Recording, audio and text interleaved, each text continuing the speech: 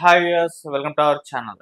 సినిమాల్ని పైరసీ చేస్తూ తన సైట్లలో పెట్టి చాలా మందికి ఫ్రీగా చూపించేసిన ఐబొమ్మ రవి రీసెంట్ గా అరెస్ట్ అవ్వడం చూస్తాం. అయితే ఐబొమ్మ రవి లాంటి వాళ్ళని ఎన్కౌంటర్ చేయాలని చెప్పేసి ప్రొడ్యూసర్ సి కళ్యాణ్ గారు ఒక స్టేట్మెంట్ ఇవ్వడం అనేది ఇప్పుడు చర్చనీయాంశం అయిపోయింది. దీనిపైన భిన్నాభిప్రాయాలు అయితే వ్యక్తం అవుతున్నాయి. మరి సి కళ్యాణ్ గారి వ్యాఖ్యలను ఏ విధంగా చూడాలంటారు? ఇప్పుడు ఇదే అంశం మీద డిస్కస్ చేయడానికి ప్రజెంట్ మనతో పాటు సీనియర్ జర్నలిస్ట్ దుర్గా వడ్లమణి గారు ఉన్నారు. వారిని తెలిసిన ప్రయత్నం చేద్దాం.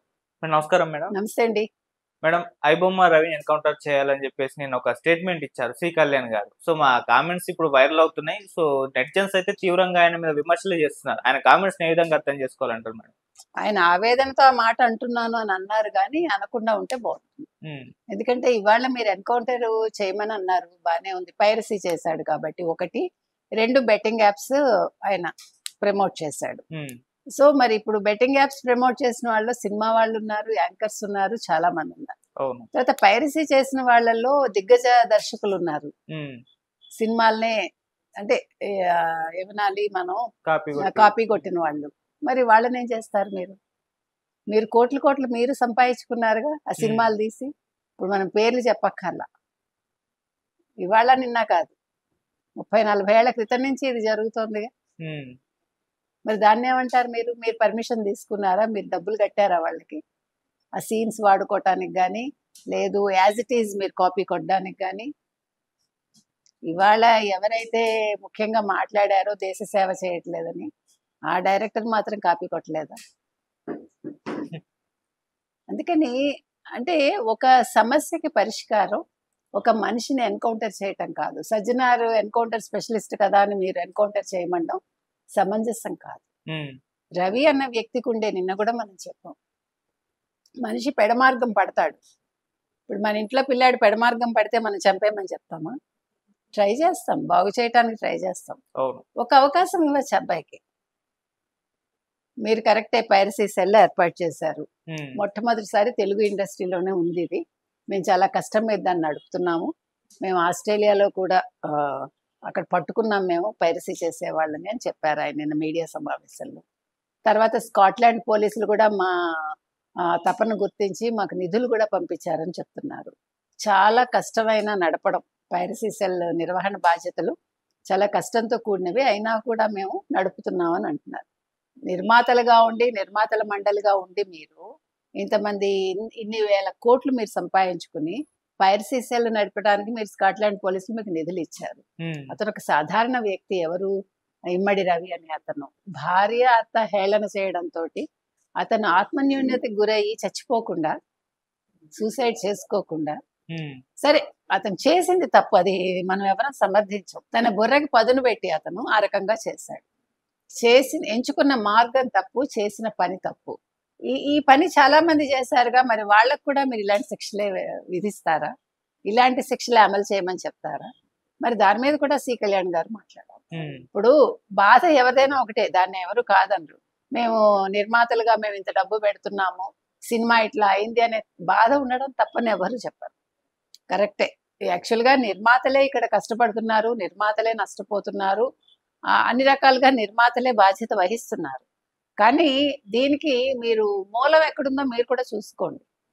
మీరు టికెట్స్ విషయంలో, మీ రేట్ల విషయంలో మీ నిర్మాతల మండలి ఖండించండి.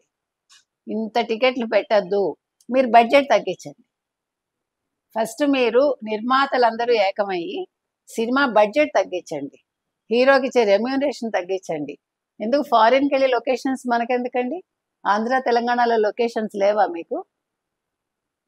ఆంధ్రప్రదేశ్లో లేవా? చంద్రబాబు నాయుడు గారు చెప్పారు, పవన్ కళ్యాణ్ చెప్పారు మీరు ఇక్కడ వచ్చి చేసుకోండి అని చెప్పారు కదా.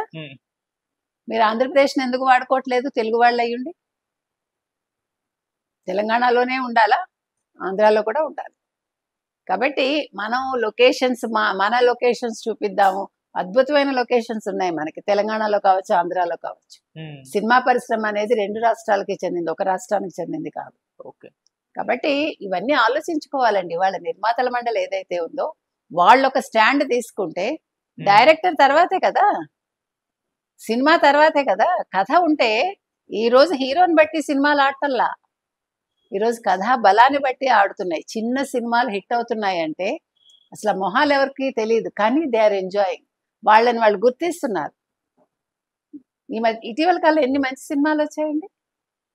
అవును. కోర్టు సినిమా తీసుకోండి, ఉమ్, ఒక్క 10 నిమిషాలు ఉత్కంఠ కోసం ఆ సినిమా మొత్తం మనం అది ఆ బిగి ఉండాలి.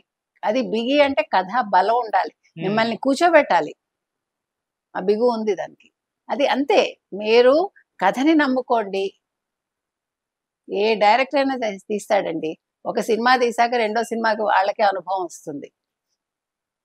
మీరు ఇదే డైరెక్టర్ ఉండాలి, ఇదే హీరో ఉండాలి, ఇలాగే ఉండాలి, ఇంత ఖర్చు పెట్టాలి, బడ్జెట్ ఇంత ఉండాలి అనుకుంటే ఇలాగే జరుగుతుంది. జనాలకి ఏమంటారు, ఫ్రస్ట్రేషన్ రాకూడదు. ఇప్పుడు ఇవాళ మీరు ఇమ్మడి రవిని పట్టుకుంటే ఎంత వ్యతిరేకత వచ్చింది. ఇమ్మడి రవిని మీరు ఎన్కౌంటర్ అంటే ప్రజల్లో ఎంత వ్యతిరేకత వస్తుంది. ఎవ్వడూ కూడా సమర్థించలేదు. ఉమ్, అతను తప్పు చేసినా కూడా మా కోసం చేశాడు అని వాళ్ళు మధ్యతరగతి వాళ్ళు, దిగువ మధ్యతరగతి వాళ్ళు చెప్తున్నారు. ఉమ్, మీరు రేట్లు ఇంత పెట్టేస్తే ఎలాగండి, పాప్కార్న్ 300 పెడితే ఎలాగండి, మీరు చూసుకోండి సోషల్ మీడియాలో పోస్టులు, వీడియోలు, ట్రోల్స్ అన్నీ నడుస్తున్నాయి. అవును. కాబట్టి ఇవాళ సినిమా ఇండస్ట్రీ దిగొచ్చిందని అనుకుంటే తప్పండి. ప్రజలు లేకుండా, ఫ్యాన్స్ లేకుండా సినిమా పరిశ్రమ లేదు, ఏ చిత్ర పరిశ్రమ లేదు. ఉమ్, కాబట్టి ఇవాళ చిత్ర పరిశ్రమ గుర్తించాల్సింది ఏంటంటే, లోపం మీలో ఉంది, టికెట్ల రేట్లు తగ్గించండి, ప్రజలకు అందుబాటులోకి తీసుకురండి, ప్రజలు వస్తారు, సినిమా చూస్తారు. ఉమ్, మీరు ఇమ్మడి రవిని పట్టుకుంటే రేపు సినిమాకి రారు, మీరు రేట్లు ఎక్కువ పెడితే. ఉమ్, నిన్న కూడా చాలా మంది మాట్లాడారు. నిన్న చాలా మంది ఏమన్నారంటే, ఓ నెల లేట్ అవుతుందండి, ఏమైతుంది, టీవీలో ఎప్పుడొస్తే అప్పుడే చూస్తాం, హీరో మారడుగా, కథ మారదుగా, డైలాగ్స్ మారవుగా, పాటలు మారవుగా. ఇది వాళ్ళు చెప్తున్న సందేశం. అవును మేడం. కాబట్టి సి కళ్యాణ్ గారు ఆవేదనతో అన్నా అట్లా అనకుండా ఉంటే బాగుండేదండి. పెద్ద మనిషి ఆయన కూడా, ఉమ్, ఆయన ఇండస్ట్రీ చూశారు, తెలుసు వారికి. ఉమ్, ఆవేశంలో ఏదో మాట్లాడి ఉండొచ్చు. ఏది ఏమైనా ఇవాళ ఇమ్మడి రవికి అయితే బాగా సపోర్ట్ పెరుగుతోంది. దీని మీద మరి సజ్జనార్ గారు లాంటి వాళ్ళు ఆలోచించాలి ఏం చేయాలి అనేది. అది వాళ్ళ విజ్ఞతకి మనం వదిలేస్తాం. Okay madam. Thank you so much madam.